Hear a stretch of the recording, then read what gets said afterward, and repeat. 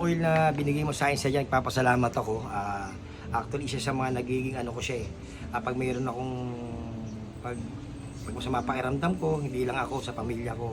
Lalo na nagkaroon ng sakit yung anak ko last year, na every time na pupunta ako sa kanya, makikita ko siya, like ko siya pinapahidan ng oil na binigay mo sa akin, na sabi mo kasi yung oil na yung bless. Kaya siguro binless din kami, yung anak ko na na-survive kami doon sa kanyang sakit last year.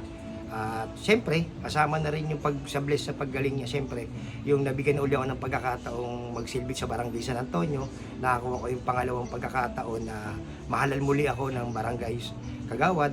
Ako'y nagpapasalamat sa lahat ng mga lagi sumusuporta sa akin at naniniwala. Siyempre, sa lahat kay Lord, siyempre, ang sandalan natin pag meron tayong mga problema, siyempre, hindi tayo dapat mawalan ng pag-asa kasi andyan ang ating Panginoon na talagang isang tawag mo lang, hindi kanya pababayaan. God first. Thank you. Amen.